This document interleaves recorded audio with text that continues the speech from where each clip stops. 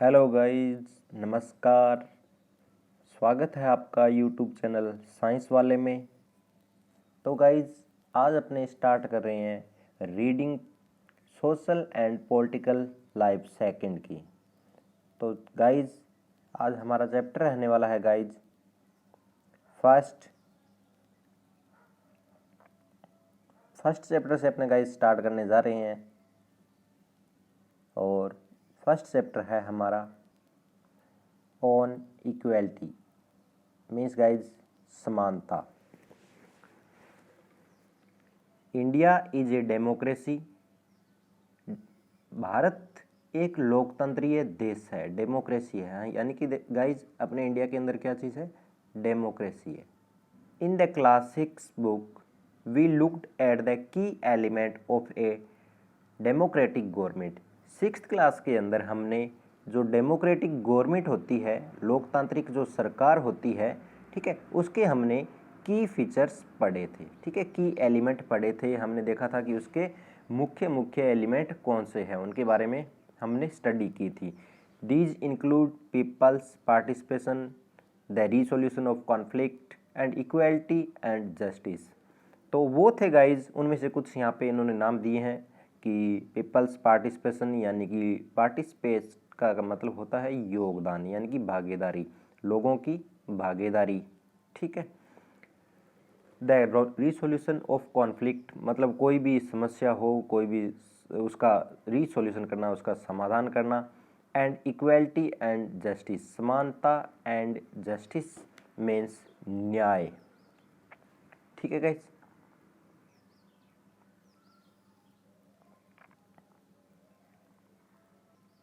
Equality is a की feature of democracy.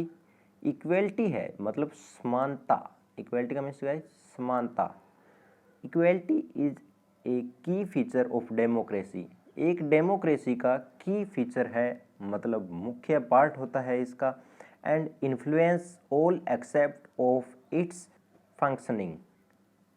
और जो इक्वेलिटी है, ये डेमोक्रेसी के हर एक एक्सेप्ट को, यानी कि इसके हर एक फंक्शन को प्रभावित करती है। इसकी जो फंक्शनिंग मतलब उसकी कार्य प्रणाली है, उसको ये प्रभावित करती है। किसकी गाइज? इक्वेलिटी डेमोक्रेसी की कार्य प्रणाली को हर एक पहलू पर, एक्सेप्ट का मीन्स हर एक पहलू, ठीक है, उस पर इन्फ्लुएंस करती है, मतलब प्रभावित करती है। In this chapter you will read more about equality. इस चैप्टर के अंदर अपने इक्वेलिटी के बारे में कुछ और बातें पढ़ेंगे, कुछ और ज़्यादा पढ़ेंगे। व्हाट इज़ इट, ये क्या होती है। What is it's important in a democracy, लोकतंत्र के अंदर, डेमोक्रेसी के अंदर इसका क्या महत्व है। एंड वेदर और not everyone is equal in India, और इंडिया के अंदर हर कोई समान है या नहीं, हर कोई इक्वल है या नहीं। Let's begin by looking at Kanta story. तो अपने स्टार्ट करते हैं इसको कांता की स्टोरी से।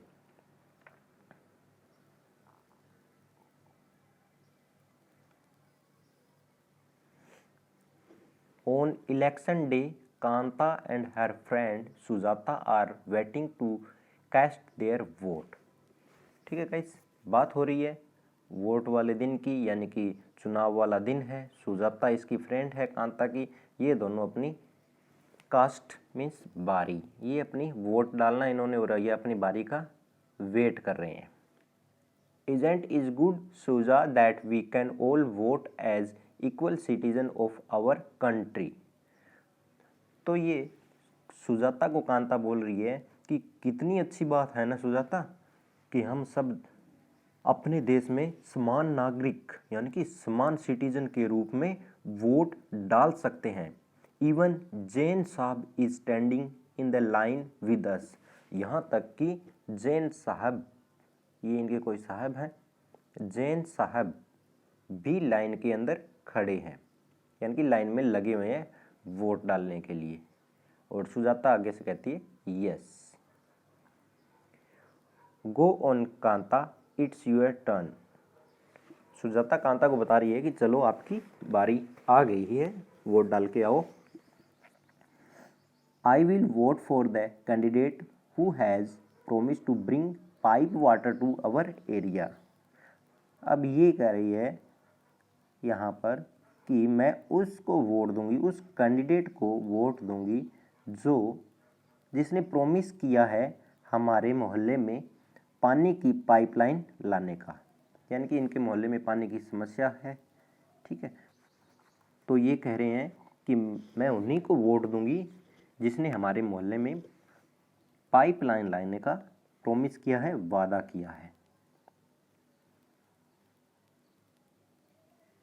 Okay guys,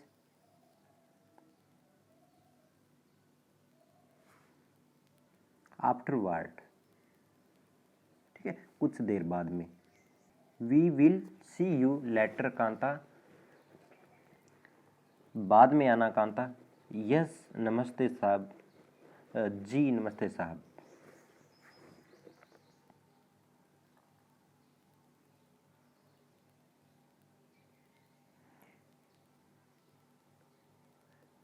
Gudiya has been running fever. अब ये कांता बता रही है कि गुडिया को फीवर है। And I have to take her to the hospital, और मुझे उसे हॉस्पिटल में लेके जाना है। But I will have to finish the work at sahib's home first and ask for some advance. लेकिन मैं सबसे पहले साहब के घर जाऊंगी, ठीक है, काम पर इन साहब के घर काम करके आऊँगी और उनसे कुछ पैसे मांगूंगी, उधार मांगेंगे उससे, सम एडवांस, यानी कि कुछ एडवांस में उनसे लेंगे।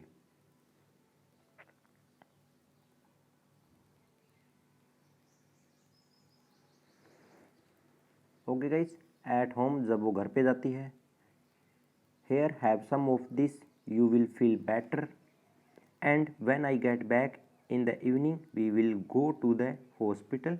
ओके, ठीक है। अब ये कुछ इनको कुछ पीने के लिए दे रहे हैं, ठीक है, ग्लास के अंदर, और ये बोल रहे हैं कि ये ले लो, कुछ अच्छा लगेगा। यू विल फील बेटर, आपको कुछ अच्छा लगेगा, और जब मैं शाम को लौटूंगी, जब मैं शाम को आऊँगी तब अपने हॉस्पिटल चलेंगे। ठीक है, ये अपनी गुड़िया को ये बोल रहे हैं। इट्स नो वंडर दैट गुड़िया fall ill often, the Basti is never clean. ठीक है, यहाँ पर ये कुछ सोच रही है, ये वाला जो साइन होता है ये गाइस, जिसका मीन्स होता है डॉट डॉट वाले का, कि कुछ सोचना। गुड़िया, ये बोल रहे हैं कि गुड़िया बार बार अपने बीमार हो रही है, फॉल इल बीमार हो रही है, ऑफन तो और क्या होगा, इतनी गंदी बस्ती है, यानी कि बस्ती में कभी सफाई ही नहीं होती, तो फिर इसी वजह से गुड़िया बीमार हो रही है। तो यहाँ पर गाइज इस सीन के अंदर कांता है साहब के घर पे आ गई है। ठीक है, make sure to do the corner properly. तो यहाँ पे ये जो लेडी बैठे हैं ये इनको बोल रहे हैं कि कोनों को अच्छे से साफ करना, make sure to do the corners properly, कोनों को अच्छे से साफ करना, ये यहाँ पर ये कांता अपना वर्क कर रही है। हेयर्स यूर एडवांस, ये लो कांता एडवांस, मतलब ये लो आपके पैसे, but don't make a habit of, लेकिन ये बोल रहे हैं इसके साथ में पैसे दे रहे हैं और ये भी कह रहे हैं कि ऐसा करने की आप हैबिट मत बना लेना, कि आप मतलब कि आप हमेशा ही ऐसे मांगते रहो, पैसे पहले मांगते रहो। ठीक है, ऐसा कुछ इनको बोला जा रहा है कांता को। नो मैडम, नहीं मैडम, कांता बोल रहे हैं आगे से कि ऐसा हम नहीं करेंगे।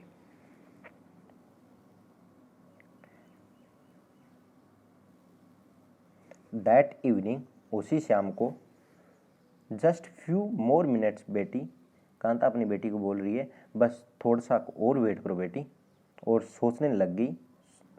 कांता सोच रही है यहाँ पर, जैन मैडम एंड जैन साहब में stand in line to vote, but they never have to do it when their childrens are sick.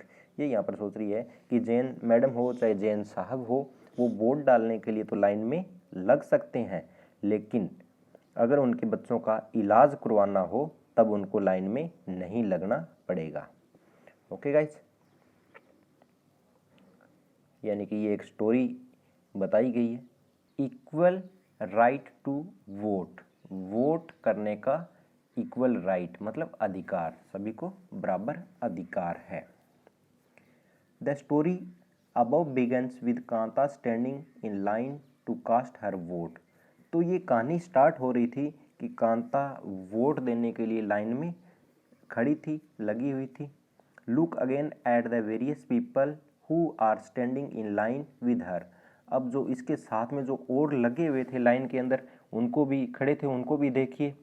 Kanta recognise her employer, Kanta ने देखा कि उसका एम्प्लॉयर, उसका मालिक अशोक जैन एंड छोटे लाल हर नेबर, उसका मालिक अशोक जैन वो भी लाइन में लगे हुए थे, और उनके जो पड़ोसी थे छोटे लाल जी वो भी लाइन में लगे हुए थे। In a democratic country like India, अगर अपने बात करें किसी भी डेमोक्रेटिक कंट्री की जैसे India, all adults irrespective of what religions they belongs to, how much education they have had, what caste they are, or whether they are rich or poor are allowed to vote। ठीक है, देखो guys यहाँ पर ये बोल रहे हैं कि कोई भी डेमोक्रेटिक कंट्री हो लाइक इंडिया, वहाँ पर जो भी एडल्ट होते हैं, ठीक है, उनको वोट देने का अधिकार होता है। और चाहे मतलब चाहे उनका कोई भी रिलीजन हो, उनका कोई भी धर्म हो, ठीक है, चाहे उनकी कोई भी उनकी एजुकेशन हो, ठीक है, कितना भी पढ़ा लिखा हो या फिर न हो, चाहे वो उनकी कोई भी कास्ट हो, कोई भी उनकी जाति हो, चाहे वो अमीर हो चाहे गरीब हो, ठीक है, सभी को वोट देने का इक्वल अधिकार होता है। This as you have already read in class 6th book, जैसा कि इसको आप 6th क्लास के अंदर पढ़ चुके हैं, is called universal adult franchise. इसको बोला जाता है सार्वभौमिक वयस्क मताधिकार, यानी कि जो वयस्क है उनको वोट डालने का अधिकार है, उनको राइट है उनको। And is an essential except of all democracy, और जितनी भी डेमोक्रेसी है सभी लोकतंत्र के अंदर ये एक जरूरी होता है, जरूरी आधार है, ठीक है। The idea of universal adult franchisee is based on the idea of equality। जो ये एडल्ट के वोट करने वाला ये जो सार्वभौमिक मताधिकार है, ये बेस्ड है, ये इसी आइडिया पर बेस्ड है, इक्वलिटी के आइडिया पर। ये किस पर बेस्ड है? इक्वलिटी, यानी कि समानता के आइडिया पर, समानता के विचार पर ये बेस्ड है। Because it states that every adult in the country irrespective of their wealth and the communities he belongs to has one vote। क्यों? क्योंकि ये इक्वलिटी वाला ये जो राइट्स है, ये अधिकार है, ये हमें ये बता रहा है कि एक कंट्री के अंदर हर एक को वोट डालने का अधिकार है, चाहे वो किसी भी कम्युनिटी से बिलोंग करता हो, चाहे वो वेल्थ उसकी, ठीक है, आर्थिक स्तर उसका जो मर्जी हो, वेल्थ मतलब आर्थिक स्तर उसका जो मर्जी हो, उसका एक वोट होता है, वन वोट, यानी कि उसे एक वोट का वो हकदार है।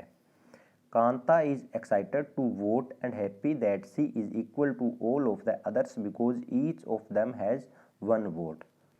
कांता इज एक्साइटेड, कांता बहुत ही उत्सुक है, टू वोट, वोट देने के लिए, ठीक है, एंड हैप्पी, और खुश भी है, that she is equal to all of others, कि वो दूसरों के समान है, ठीक है, equal of all of others मतलब दूसरों के समान है। Because each of them has one vote, क्यों? क्योंकि उन सभी के पास भी एक वोट है और उसका भी एक वोट है।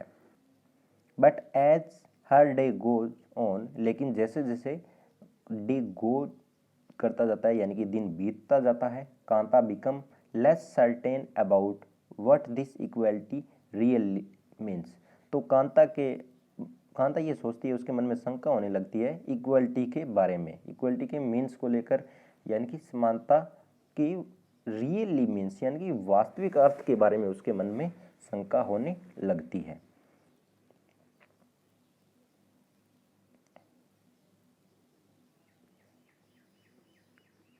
What is it that makes Kanta unsure? तो यहाँ पर ऐसी क्या बात है, ऐसा क्या कुछ है जिससे कांता अनश्योर है, यानी कि ऐसा ऐसा क्या है यहाँ पर जिससे कांता अनश्योर हो चुकी है, अनश्योर हो रही है। Let's take a look at a day in her life. चलो अब अपने उसकी डेली लाइफ के अंदर उसका एक दिन अपने देखते हैं। She lives in a slum and has a drain behind her house. ठीक है, एक तो वो रहती है स्लम बोला जाता है गाइस झुग्गी झोंपड़ियों को। ठीक है, एक तो वो झुग्गी झोंपड़ियों के अंदर रहती है और एक उसके घर के पीछे ड्रेन है, मतलब नाला है।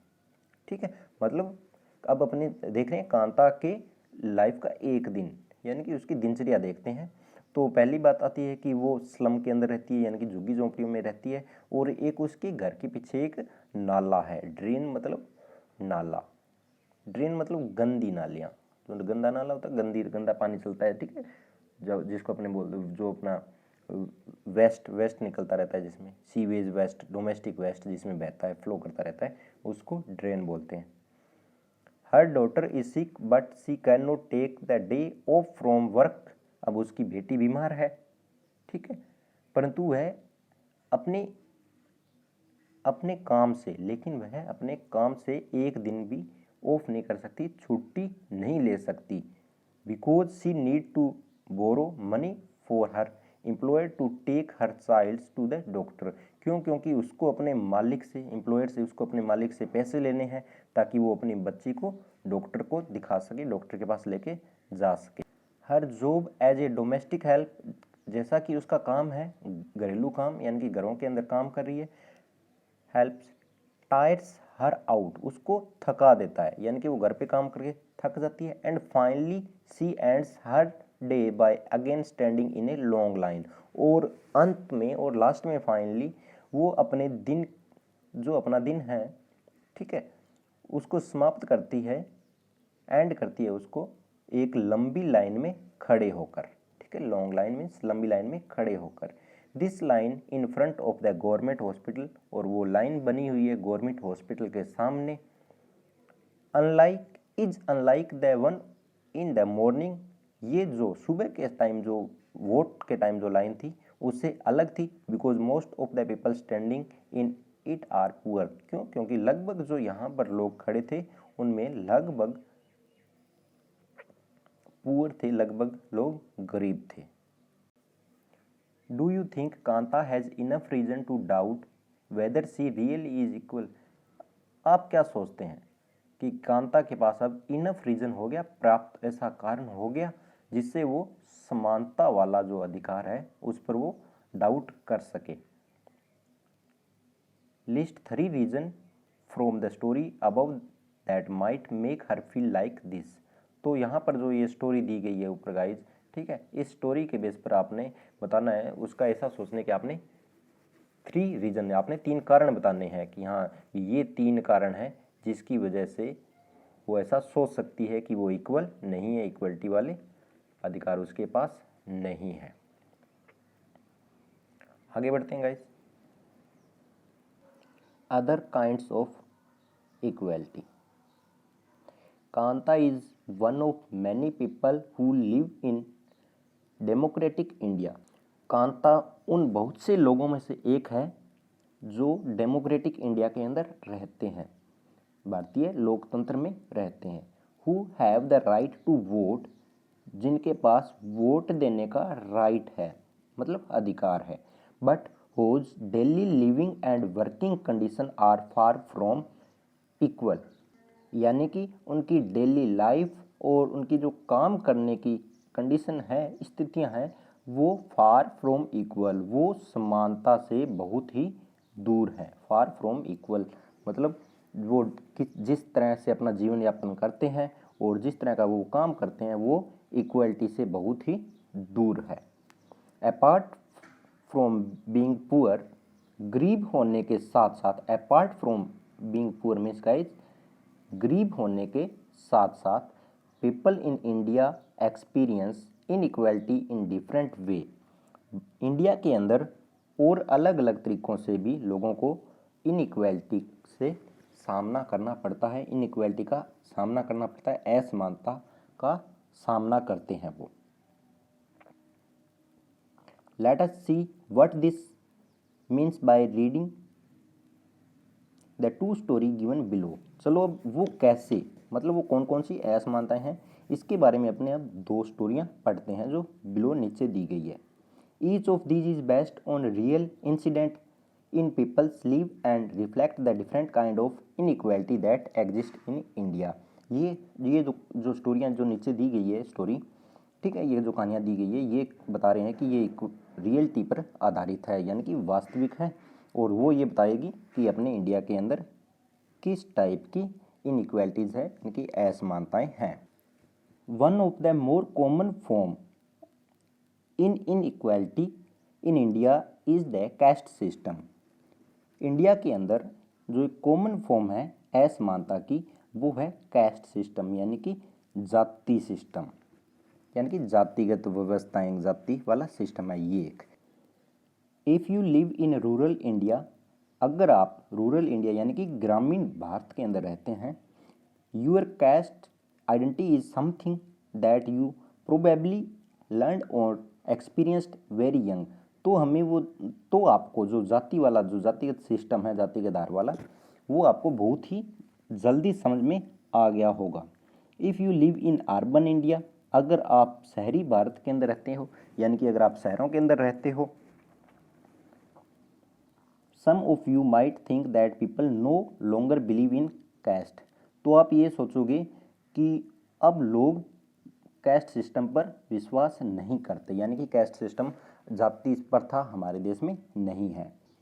But just look at these matrimonial shown from a leading English newspaper. लेकिन अगर आप न्यूज़पेपर देखो, कौन सा गाइज, जिसके अंदर वो अपने ये आता रहता है, विज्ञापन आते हैं, मेट्रोनोमिनल मतलब विवाहिक, जो विवाहिक विज्ञापन होते हैं शादी वाले, ठीक है। तो अगर आप वो देखो, you will see how important the issue of caste continues to be in the mind of highly educated urban Indians। तब आप ये देखोगे कि किस तरह से ये जाति वाला सिस्टम, जाति का जो सिस्टम है, ये हाईली एजुकेटेड यानी कि बहुत ज़्यादा पढ़े लिखे लोगों के दिमाग के अंदर भी ये बातें है। Now let us read a story about the experience of A Dalit child attending school. तो अब अपने एक स्टोरी पढ़ते हैं जिसके अंदर एक दलित चाइल्ड है, यानी कि दलित गरीब बच्चा है जो स्कूल अटेंड करने जाता है, ठीक है। उसके अपने एक्सपीरियंस के बारे में अपने देखते हैं। You have already read about Dalit in class 6 book. अब दलित के बारे में आपने 6th क्लास में भी पढ़ा है। दलित इज ए टर्म, दलित एक टर्म है, एक वर्ड है, that so called lower caste use to address themselves, जिसको जो लोअर कास्ट के लोग होते हैं वो खुद को इस नाम से बुलाते हैं। देमसेल्फ मतलब वो खुद को इस नाम से दलित कहकर वो बुलाते हैं। दलित मीन्स ब्रोकन, दलित का मीन्स होता है ब्रोकन। ब्रोकन का मीन्स गाइज जैसे टूटा हुआ, यहाँ पे टूटा हुआ नहीं, यहाँ पे मतलब कुचला हुआ। And by using this word, और इस वर्ड का यूज करके lower caste are pointed to how they were and continues to be seriously discriminated against. तो वो इस दलित का वर्ड का यूज करके जो लोअर कास्ट के लोग हैं वो ये बताते हैं कि कैसे पहले और कैसे अब तक उनके साथ में भेदभाव होता रहता है। Okay guys. Om Prakash Valmiki is a famous Dalit writer. Om Prakash Valmiki है जो एक प्रसिद्ध राइटर हैं। इन हिज ऑटोबायोग्राफी जूठन, ठीक है, इनके द्वारा ये लिखी गई है जूठन। ही राइट्स, इस जूठन के अंदर उन्होंने लिखा है, उन्होंने बताया है, I had to sit away from the other in class, class के अंदर मैं दूसरों से दूर बैठता था, and that too on the floor, और यहाँ तक कि कई बार तो फ्लोर पर, फर्श पर बैठता था। The mat ran out before reaching the spot I sat on, ठीक है। तो मेट वहाँ पर होती नहीं थी, या फिर मुझे मेट पर जगह नहीं मिलती थी और मैं सीधा नीचे बैठता था।